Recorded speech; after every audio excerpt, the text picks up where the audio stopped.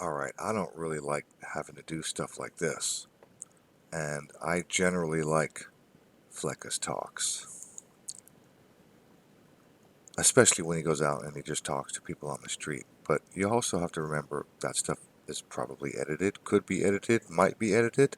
Here we have his weekly episode, This Week in Culture. This week in Culture, episode number 20. Let's look at this story. And here we go. Check it out.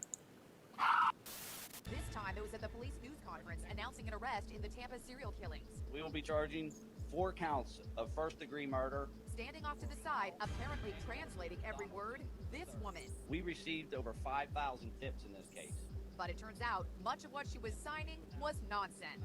She waved her arms around like she was singing Jingle Bells, says one outraged sign language expert. The woman, identified as Derlin Roberts, has a string of arrests for fraud.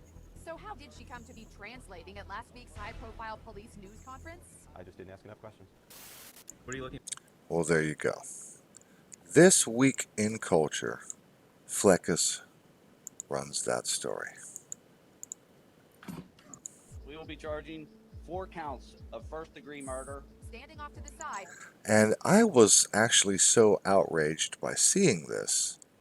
A little bit of a knee-jerk reaction. It was enough to make me go, what the hell? And I almost actually, I went looking for the original. I thought about making a short video about this. And so I went looking for the original. And, well, I found it. And it's right here on the Inside Edition. Inside Edition did a story on this. Looky here. Look at there.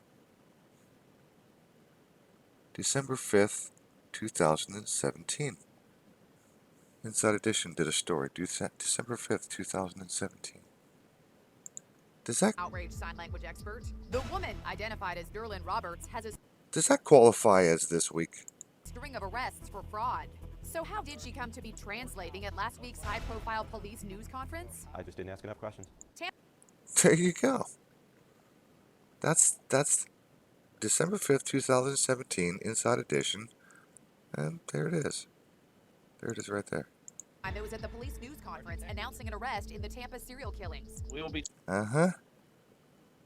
And Fleccas Talks calls it This Week. Fleccas, what are you doing? Why would you show this in your This Week in Culture video? I mean, 539,000 subscribers. You got a lot of people pay attention to you. You have a thing that you do, This Week in Culture, and you put this. And it's 2 freaking years old. December 5th, 2017. I had a little bit of a knee-jerk reaction when I saw this. I was like, a little bit of outrage. I was like, oh my God, how could this woman get through? This is the police force. This is the government. How did they not vet this woman? Blah, blah, blah, blah, blah, blah, blah. My brain went crazy. And I could just imagine the outrage in other people. And here you are, This Week in Culture. Well, look, the woman was caught. She was arrested. They figured it out. And it wasn't this week. It was 2 freaking years ago. So you're dragging this crap up right after you just did this.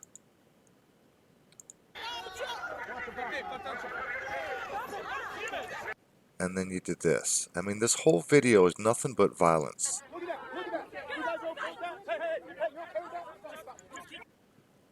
Now, I understand exposing things for what they are.